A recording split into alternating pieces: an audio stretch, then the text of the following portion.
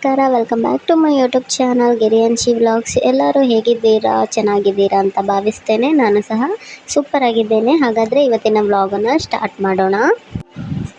ನೋಡಿ, ನಾನು ಇವತ್ತು ಸಂಜೆಯಿಂದ ವ್ಲಾಗನ್ನು ಸ್ಟಾರ್ಟ್ ಮಾಡಿದ್ದೇನೆ. ಇವಾಗ ಸಮಯ 5 ಗಂಟೆ ಆಗಿದೆ ಸಂಜೆ. ನಾವು ನಾಳೆ ಬೆಳಗ್ಗೆ ತಿಂಡಿಗೆ ಅಂತ ತಯಾರಿ ಮಾಡ್ಕೊಳ್ತಾ ಇದ್ದೇವೆ. ಉಂಡೆಯನ್ನು ಬೇಯಿಸ್ಬೇಕಂತ ರೆಡಿ ಮಾಡ್ಕೊಳ್ತಾ ಇದ್ದೀವಿ. ನೋಡಿ, ಅದಕ್ಕೋಸ್ಕರ ನಾವಿಲ್ಲಿ 4 ಜನ ಹೆಂಗಸರು ಒಂದೊಂದು ಕೆಲಸನ ಒಬ್ಬೊಬ್ಬರು ಶುರು ಮಾಡ್ಕೊಂಡಿದ್ದೇವೆ. ನನ್ನ ಮಾವನ ಮಗಳು ರಶ್ಮಿ, ಅವಳು ಕಾಯನ್ನು ತುರಿದು ಕೊಟ್ಟಳು. ನಾನಿಲ್ಲಿ 2 ತೆಂಗಿನಕಾಯನ್ನು ತಗೊಂಡಿದ್ದೇನೆ, ದೊಡ್ಡ ದೊಡ್ಡ ಸೈಜಿದ್ದು. ಅದನ್ನು ನೀಟಾಗಿ ಸಣ್ಣ ಸಣ್ಣದಾಗಿ ತುರ್ಕೊಳ್ಬೇಕು.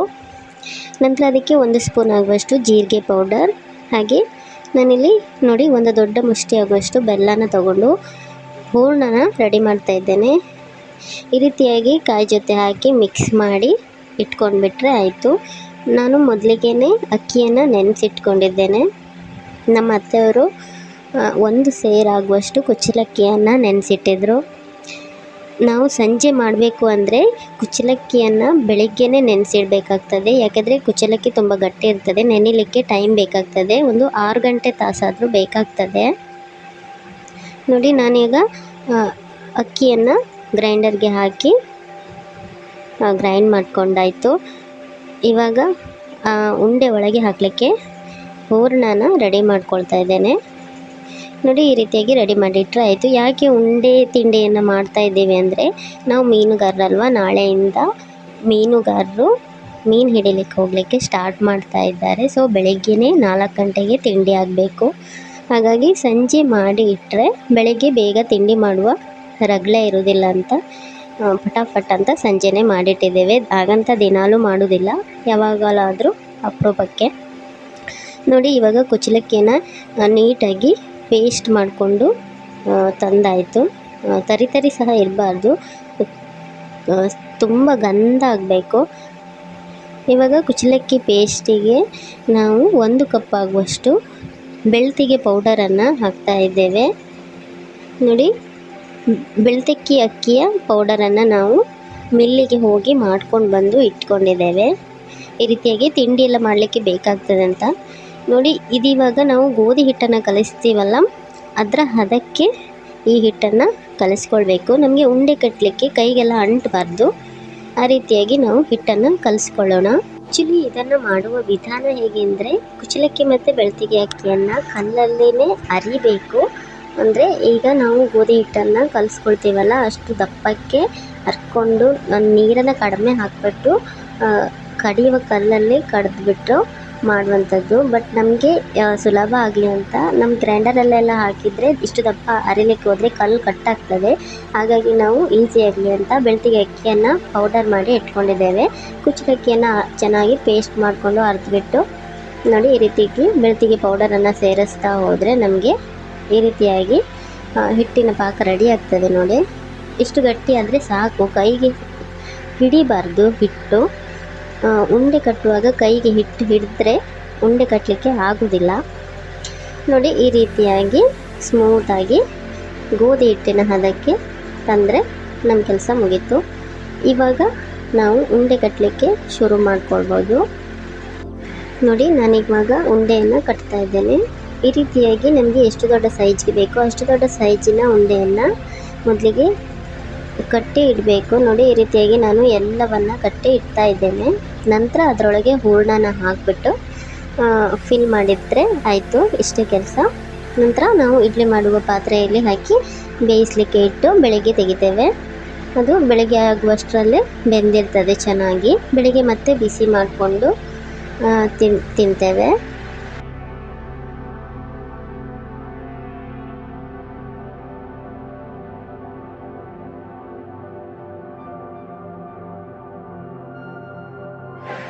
ನೋಡಿ, ಇಲ್ಲಿ ನನಗೆ 27 ಉಂಡೆಗಳು ರೆಡಿ ಮಾಡಿದ್ದೇವೆ.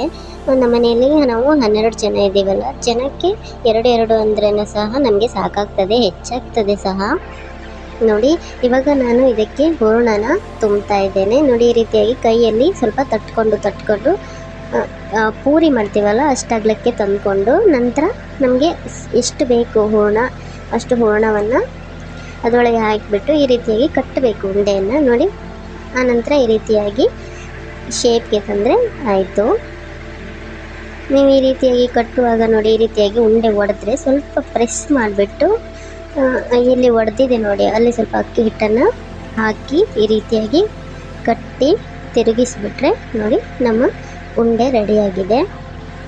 ಇದೆಲ್ಲ ನಮ್ಮ ಕರಾವಳಿಯ ಸ್ಪೆಷಲ್ ತಿಂಡಿಗಳು. ಇಂಗ್ಲೀಷಲ್ಲಿ ಇದನ್ನು ಸ್ವೀಟ್ ಡಂಪ್ಲಿಂಗ್ ಅಂತ ಕರೀತಾರೆ ನೋಡಿ. ನಾವೆಲ್ಲ ಇದನ್ನು ಉಂಡೆ ಅಂತ ಕರೆಯೋದು.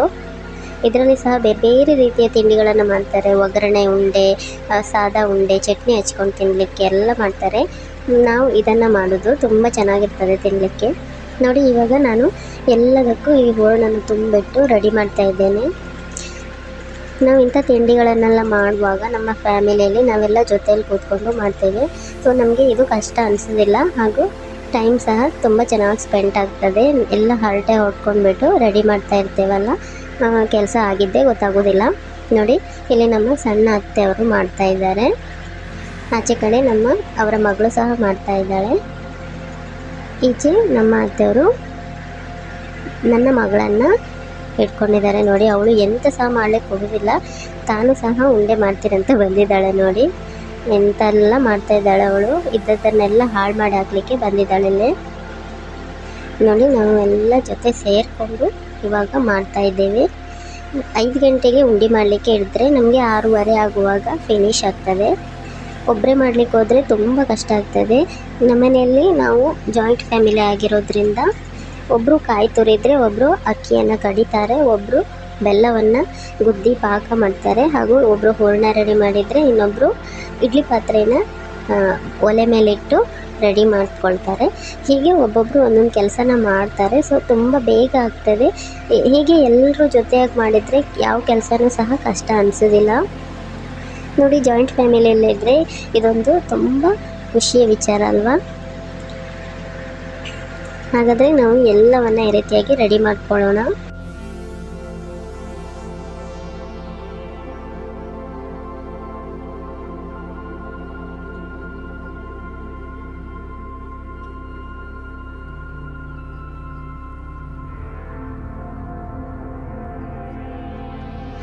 ಹಬ್ಬ ಅಂತೂ ಫೈನಲಿ ನಮ್ಮ ಉಂಡೆಗಳು ರೆಡಿಯಾಗಿದ್ದಾವೆ ನೋಡಿ.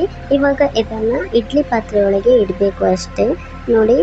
ನಮ್ಮ ಇನ್ನೊಬ್ಬರ ಅತ್ತೆಯವರು ಇಡ್ಲಿ ಪಾತ್ರೆಯನ್ನು ಒಲೆ ಮೇಲಿಟ್ಟು ಆಲ್ರೆಡಿ ರೆಡಿ ಮಾಡಿ ಇಟ್ಟಿದ್ದಾರೆ. ಇಡ್ಲಿ ಪಾತ್ರೆಗೆ ನೀರು ಹಾಕಬೇಕು. ನೀರು ಸ್ವಲ್ಪ ಕುದಿ ಬಂದು ಹಬೆ ಬಂದವಾಗ ಉಂಡೆಯನ್ನು ಇಡಬೇಕು, ಇಲ್ಲಾಂದರೆ ಉಂಡೆ ಒಡಿತದೆ ಅಂತೆ ನೋಡಿ. ಇವಾಗ ಇಡ್ಲಿ ಪಾತ್ರೆ ಬಿಸಿ ಆಗಿದೆ, ಅದರೊಳಗಿರುವ ನೀರು ನೋಡಿ ಹಬೆ ಹೋಗ್ತಾ ಉಂಟು. ಇವಾಗ ನಾವು ಉಂಡೆಯನ್ನು ಈ ಇಡ್ಲಿ ಪಾತ್ರದೊಳಕ್ಕೆ ಇಳಿಸೋಣ. ನಾವು ಗ್ಯಾಸಲ್ಲಿ ಯಾಕೆ ಮಾಡ್ತಾ ಇಲ್ಲ ಅಂದರೆ, ಇದನ್ನು ಒಲೆಯಲ್ಲೇ ಮೊದಲಿಂದ ಒಲೆಯನ್ನೇ ಮಾಡ್ಕೊಂಡು ಬಂದಿದ್ದಾರೆ ನಮ್ಮ ಅತ್ತೆಯವರು. ಹಾಗೆ ನಾವು ಸಹ ಒಲೆಯಲ್ಲೇ ಮಾಡೋದು. ಹೇಗೂ ಸಂಜೆ ಅನ್ನ ಮಾಡ್ತೀವಲ್ಲ, ಅನ್ನವನ್ನು ಮಾಡಿ ಆದ ನಂತರ ಇಡ್ಲಿ ಪಾತ್ರೆಯಲ್ಲಿ ಉಂಡೆಯನ್ನು ಮಾಡಿಬಿಟ್ಟು ಒಂದು ಒಲೆ ಬೆಂಕಿಯನ್ನು ಹಾಕಿ ಹೋಗ್ತೇವೆ. ಬೆಳಗ್ಗೆ ತನಕ ಅದು ಬೇಯ್ತಾ ಇರ್ತದೆ. ಬೆಂಕಿ ಹೇಗೋ ನಂದಿ ಹೋಗ್ತದಲ್ಲ, ಸರಿ ಆಗ್ತದೆ ನೋಡಿ. ಇವಾಗ ನಮ್ಮ ಅತ್ತೆಯವರು ಉಂಡೆಯನ್ನು ಇಡ್ತಾ ಇದ್ದಾರೆ.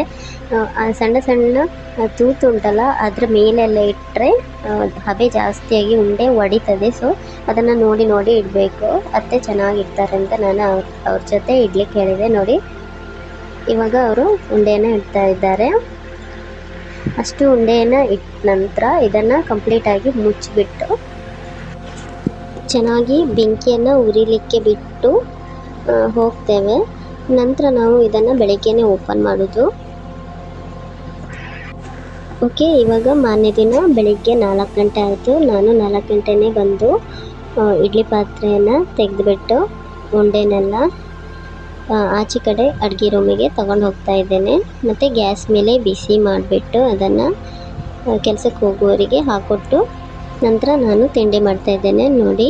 ಸ್ವಲ್ಪ ಚಹಾದ ಜೊತೆ ನಾನು ಉಂಡೆಯನ್ನು ತಿಂತಾಯಿದ್ದೇನೆ. ನಾನಿಲ್ಲಿ 3 ಉಂಡೆನ ಹಾಕ್ಕೊಂಡಿದ್ದೇನೆ ನೋಡಿ. ಈ ರೀತಿಯಾಗಿ ಓಪನ್ ಮಾಡಿದರೆ ಒಳಗಡೆ ಈ ರೀತಿಯಾಗಿ ಇರ್ತದೆ ಉಂಡೆ ನೋಡಿ. ಪರ್ಫೆಕ್ಟಾಗಿ ಜ್ಯೂಸಿಯಾಗಿ ನಮ್ಮ ಉಂಡೆ ರೆಡಿಯಾಗಿದೆ ನೋಡಿ. ಸ್ವೀಟ್ ಜಾಸ್ತಿ ಬೆಳಿಗ್ಗೆ ತಿನ್ನೋಕ್ಕಾಗೋದಿಲ್ಲ ಅಂತ ನಾವು ಹೂರಣಕ್ಕೆ ಬೆಲ್ಲವನ್ನು ಕಮ್ಮಿ ಹಾಕಿದ್ದೇವೆ ಅಷ್ಟೇ.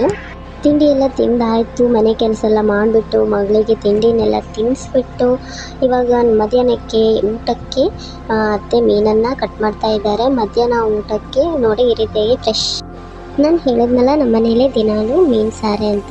ನೋಡಿ ಬಂಗಡೆ ಮೀನು ನನ್ನ ಮಗಳಿಗೋಸ್ಕರ, ಅವಳು ಇನ್ನೂ ಚಿಕ್ಕವಳಲ್ಲ, ಮುಳ್ಳಿನ ಮೀನೆಲ್ಲ ತಿನ್ಲಿಕ್ಕೆ ಆಗೋದಿಲ್ಲ ಅಂತ ಬಂಗಡೆ ಮೀನನ್ನು ಅತ್ತೆ ಹಾಕ್ತಾ ಇದ್ದಾರೆ. ನಮಗೆಲ್ಲ ಬೂತಾಯಿ ಮತ್ತು ಕುರ್ತಲೆ ಮೀನು ಅದು ಇದೆಲ್ಲ ಮಿಕ್ಸ್ ಉಂಟು, ಅದನ್ನೆಲ್ಲ ಹಾಕ್ತಾರೆ. ನಮಾಚೆ ಎಲ್ಲ ದೋಣಿ ಮೀನು ಹಿಡಿಲಿಕ್ಕೆ ಹೋಗೋದಂತ ಹೇಳೋದಿಲ್ಲ, ಅದನ್ನು ನಾವು ಹೊರಗೆ ಹೋಗೋದು ಅಂತ ಹೇಳ್ತಾರೆ. ಹೊರಕಂಟ್ಲೆಗೆ ಮೀನು ಹಿಡಿಲಿಕ್ಕೆ ಹೋಗೋದು ಅಂತ ಹೇಳ್ತಾರೆ. ಇವತ್ತು ಫಸ್ಟ್ ಮುಹೂರ್ತ ಮಾಡಲಿಕ್ಕೆ ಮೀನು ಹಿಡಿಲಿಕ್ಕೆ ಹೋಗಿದ್ದಾರೆ. ನೋಡೋಣ ಏನೆಲ್ಲ ತರ್ತಾರೆ ಅಂತ. ಇವಾಗ ಸಂಜೆ ಆಯಿತು. ನಮ್ಮ ಮಾವ ಮೀನು ಹಿಡಿಲಿಕ್ಕೆ ಹೋಗಿ ನೋಡಿ ಚೀಲದಲ್ಲೇ ಮೀನು ತರ್ತಾ ಇದ್ದಾರೆ, ನಡ್ಕೊಂಡು ಬಂದರು. ನೋಡಿ ಇವಾಗ ಟೈಮ್ 4:15 ಆಗಿದೆ. ಇವಾಗ ಅವರಿಗೆ ಊಟಕ್ಕೆ ಅಂತ ನಾನು ಮೀನನ್ನು ಫ್ರೈ ಮಾಡ್ತಾ ಇದ್ದೇನೆ. ಖಾಲಿ ತವಾ ಫ್ರೈಯನ್ನು ಮಾಡ್ತಾ ಇದ್ದೇನೆ. 4:15 ಆಯ್ತಲ್ವ, ತುಂಬ ಹಸಿವಾಗಿತ್ತು ಅವರಿಗೆ. ನಮ್ಮ ಯಜಮಾನರು, ಮಾವ, ಮೈದ್ನ ಎಲ್ಲರೂ ಬಂದಿದ್ದರು ಅವರಿಗೆ ಊಟಕ್ಕೆ. ಇವಾಗ 4:15ಗೆ ಫ್ರೈ ಮಾಡಿ ಊಟಕ್ಕೆ ಹಾಕಿದ್ವಿ. ಈ ಮೀನುಗಾರರ ಜೀವನನೇ ಇಷ್ಟು. ಬೆಳಗ್ಗೆ 4 ಗಂಟೆಗೆ ಹೋದ್ರು, 3 ಗಂಟೆಗೆ ಹೋದ್ರು, ಇಲ್ಲ 1 ಗಂಟೆಗೇ ಹೋದ್ರು, ಎಷ್ಟೊತ್ತಿಗೆ ಬರ್ತೇವೆ ಅಂತ ಹೇಳಲಿಕ್ಕಾಗೋದಿಲ್ಲ. ಸಂಜೆ ಬಂದರು, ರಾತ್ರಿ ಬಂದರೂ ಆಯಿತು, ಊಟ ತಿಂಡಿ ಎಲ್ಲವನ್ನು ಬಿಟ್ಟು ಕೇವಲ ದುಡಿತಾನೆ ಇರ್ತಾರೆ. ಈ ಕಡೆ ನಾವು ಹೆಣ್ಮಕ್ಳು ಜೀವನ ಕೈಯಲ್ಲಿ ಇಟ್ಕೊಂಡು ನಮ್ಮ ಯಜಮಾನರು ಎಷ್ಟೊತ್ತಿಗೆ ಬರ್ತಾರೆ, ಸೇಫಾಗಿ ಬರ್ತಾರೋ ಇಲ್ವೋ ಅಂತ ಜೀವ ಕೈಯಲ್ಲಿ ಇಟ್ಕೊಂಡು ದಾರಿ ಕಾಯ್ತಾನೆ ಇರ್ತೇವೆ. ಏನೆಲ್ಲ ಮೀನನ್ನು ತೊಗೊಂಡು ಬಂದರು, ಮೀನಿನ ಜೊತೆ ಮತ್ತು ಏನೆಲ್ಲ ಐಟಮನ್ನು ತೊಗೊಂಡು ಬಂದಿದ್ದಾರೆ ಅಂತ ನಾಳೆ ಬ್ಲಾಗಲ್ಲಿ ಡೀಟೇಲ್ ಆಗಿ ತಿಳಿಸ್ಕೊಡ್ತೇನೆ. ಇವತ್ತಿಗೆ ವಿಡಿಯೋನ ಎಂಡ್ ಮಾಡ್ತಾ ಇದ್ದೇನೆ. ನನ್ನ ವಿಡಿಯೋ ಇಷ್ಟ ಆದರೆ ಲೈಕ್ ಮಾಡಿ, ಶೇರ್ ಮಾಡಿ, ಹಾಗೆ ಸಬ್ಸ್ಕ್ರೈಬ್ ಮಾಡ್ಕೊಳ್ಳಿ. Thank you for watching.